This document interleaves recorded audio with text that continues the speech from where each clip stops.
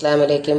നമുക്കിന്ന് ഒരു ചാലിന വയ്ക്കാം, മട്ടൻ്റെ ചാലിന്. ഇത് എല്ലാണ് മട്ടൻ്റെ എല്ലും ഇറച്ചി എല്ലാം കൂടാണ്, കാലും ഒക്കെ ഉണ്ട്.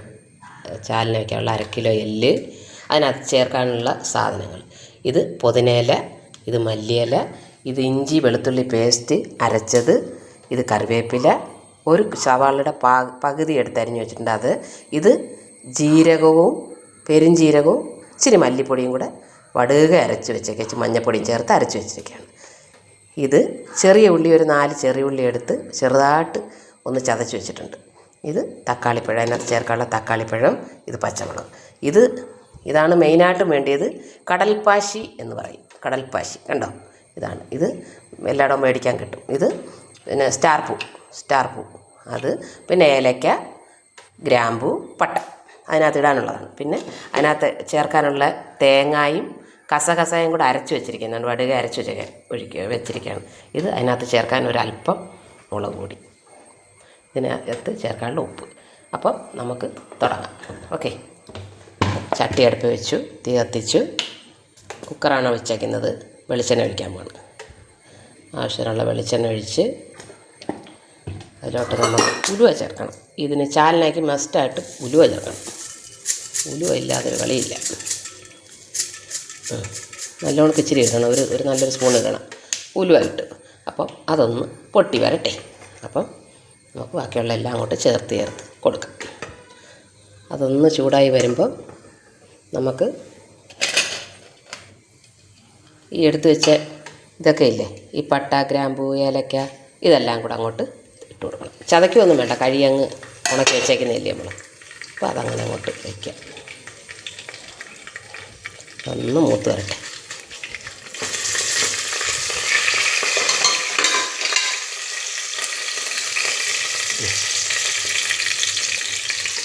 കടൽപ്പാശിയുടെ പൂവും എല്ലാം അങ്ങോട്ട് ഇട്ടൊന്ന് മൂത്ത് കഴിയുമ്പോൾ നമുക്ക് സവാള ഇടാം. കറിവേപ്പില കുറച്ചിട്ടിട്ട് സവാള ഇടാം.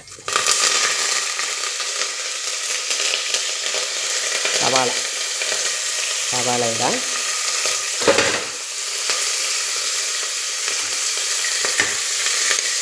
ചെറുതായിട്ടൊന്ന് മൂത്ത് വരട്ടെ.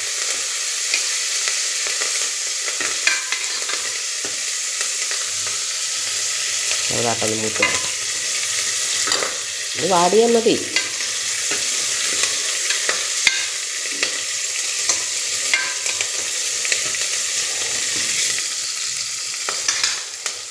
അതിലോട്ട് നമുക്ക് ഈ ഉള്ളി അരച്ച് വെച്ചേക്കുന്നില്ലേ, അത് കുറച്ചിടാം. ചാലിനാക്കി കൊച്ചുള്ളി ശകലം അരച്ചിതുപോലെ ഒന്ന് ചതച്ച് എന്നിടാം ഇതിൻ്റെ കൂട്ടത്തിൽ.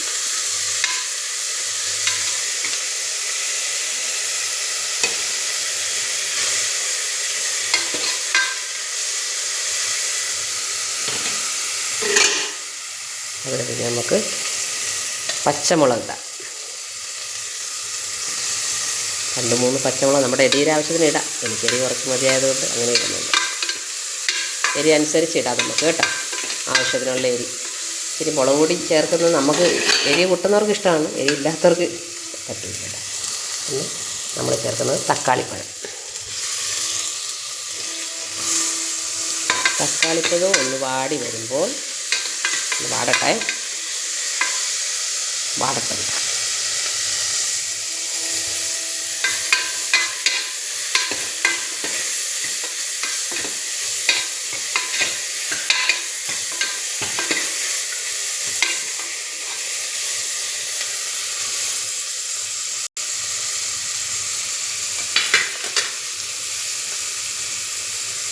വാടി വരുമ്പോൾ നമുക്ക് ഇഞ്ചി വെളുത്തുള്ളി പേസ്റ്റ് കൊടുക്കാം. അത്ര മതി, വാടിയാൽ മതി. ഇനിയിപ്പോൾ അങ്ങ് വേവും അതിനകത്ത് വരണം.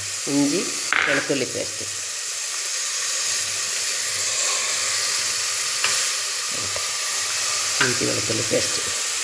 ഇഞ്ചി വെളുത്തുള്ളി പേസ്റ്റ് ഇതുപോലെ വടുക അരച്ചിടണം, എന്നാലേ അതിൻ്റെ ആ ടേസ്റ്റ് ഇറങ്ങുള്ളൂ കേട്ടോ. അത് ശ്രദ്ധിക്കണം.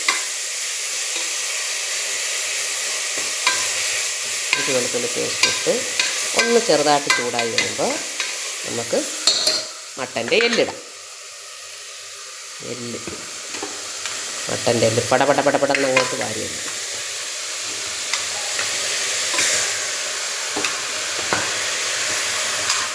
എല്ലാം അങ്ങോട്ടിട്ട് കോഴി ഇറച്ചിയിലും വെക്കാം. ഇതുപോലെ കോഴിയുടെ എല്ലുകളെടുത്ത് പാർട്സുകളെടുത്ത് എല്ലെടുക്കണം. എല്ലെടുത്തിട്ട് നമുക്കിങ്ങനെ അങ്ങോട്ട് വെക്കാൻ പറ്റും.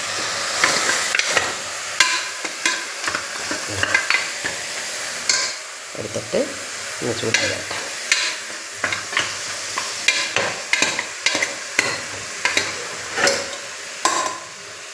ഒന്ന് കുടഞ്ഞു കൊടുക്കാൻ ഇളക്കാൻ മതിയാകും.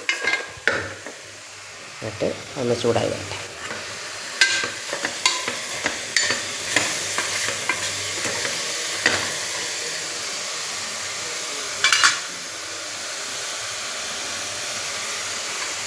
അല്പം മുളക് പൊടി ഞാൻ എടുത്ത് വെച്ചില്ലേ. ഇവിടെ എരി ആർക്കും വേണ്ട, എന്നാൽ കുറച്ചിടുക. ഇച്ചിരി എരി ഇട്ടില്ലേ കൊള്ളൂല്ലല്ലോ. നമുക്ക് എരി വേണമെങ്കിൽ അതിൻ്റെ അനുസരിച്ച് നമുക്ക് എരി ചേർക്കാം കേട്ടോ. ആർക്കും നമ്മുടെ എരി എത്ര വേണോ അത്ര. എന്നാലും ഒരുപാടങ്ങ് ഇട്ടാൽ ചുമന്നിരിക്കും. ഇത് മഞ്ഞിച്ചാണ് ഈ കറി ഇരിക്കേണ്ടത് യഥാർത്ഥത്തിൽ. അപ്പം ഇനി അടുത്ത് നമുക്ക് ജീരകവും പെരുംജീരകവും മഞ്ഞൾപ്പൊടിയും മല്ലിപ്പൊടിയും കൂടെ അരച്ച് വെച്ചേക്കുന്നതാണ് ഇടുന്നത്.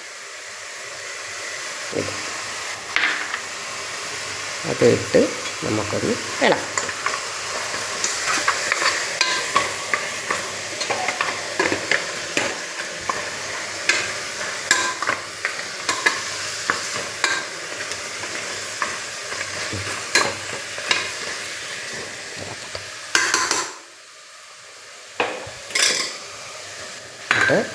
നമുക്ക് അതിനകത്ത് കുറച്ച് പുതിനയില ഇപ്പോൾ ഇടണം. പിന്നെ തേങ്ങ ചേർക്കുമ്പോൾ പിന്നെ ഇടാം. കുറച്ച് മല്ലിയില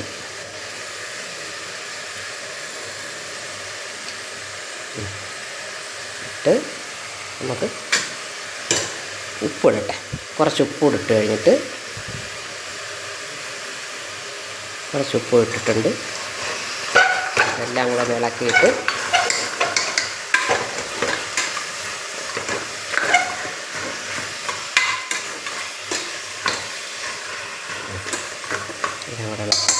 നമുക്ക് അതിനകത്ത് ആവശ്യമുള്ള വെള്ളം എന്ന് പറഞ്ഞാൽ ഞാൻ അരപ്പ് കഴുകിയ വെള്ളം വെച്ചിട്ടുണ്ട്. ആ വെള്ളമാണ് ഒഴിക്കുന്നത്. ആവശ്യത്തിന് നമുക്ക് എത്ര ചാറ് വേണോ അത്രയും വെള്ളവും ഒഴിക്കണം.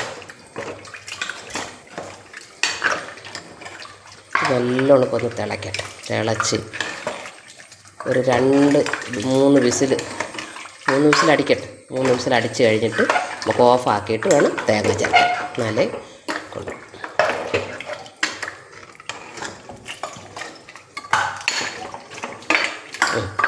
ഇപ്പം എനിക്കൊരു ഇച്ചിരി വെള്ളം കൂടെ ഞാൻ ചേർക്കാൻ പോകുന്നു. ഒരു ശകലം വെള്ളം കൂടെ ചേർക്കണം. കുറച്ച് വെള്ളം കൂടെ, എല്ലൊക്കെ വേവണ്ടേ. അത്രയും മതി. ഇനി തേങ്ങ ചേർക്കുമ്പോൾ നമ്മൾ കുറച്ച് വെള്ളം ചേർക്കും. ഇത് വെള്ളമാണിത്, ചാലനയാണ്. ഇടിയപ്പം അപ്പം ഒക്കെ കഴിക്കാറുള്ളതാണ്. ഇടിയപ്പത്തിനാണ് ഇത് ബെസ്റ്റ്. നല്ല ടേസ്റ്റായിരിക്കും. ഇതൊന്ന് വെച്ച് നോക്കണേ എല്ലാവരും. നല്ല ടേസ്റ്റാണ്.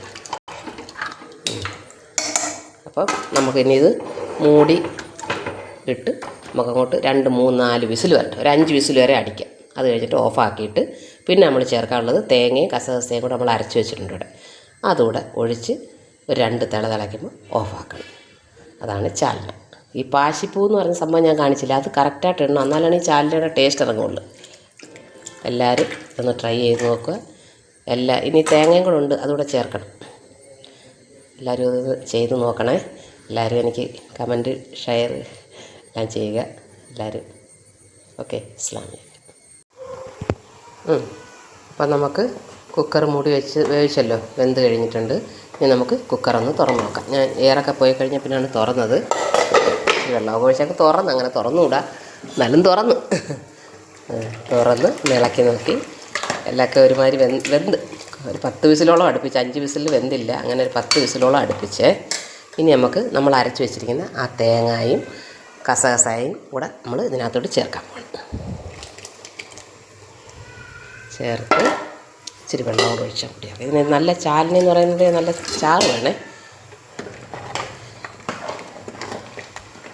തമിഴ്നാട്ടിലൊക്കെ പോയി കഴിച്ചവർക്കറിയാം ചാലന എന്ന് പറഞ്ഞാൽ. നോക്കണം എല്ലാവരും വെച്ച്. ഇതാണ് അതിനകത്ത് ഇച്ചിരി വെള്ളം കൂടെ അങ്ങോട്ട് ഒഴിച്ച് പിന്നെ നമ്മുടെ കയ്യിൽ കുറച്ച് മല്ലിയിലയും പുതിനയിലയും കൂടി ഇരുന്നല്ലോ, ബാലൻസ് അതുകൂടെ ഞാനങ്ങോട്ട് ചേർക്കാൻ പോകും. കുറച്ച് മല്ലിയില, കുറച്ച് പുതിനയില ഒക്കെ ഇടണം, എന്നാലാണ് അതിൻ്റെ ടേസ്റ്റ് ഇറങ്ങുള്ളൂ.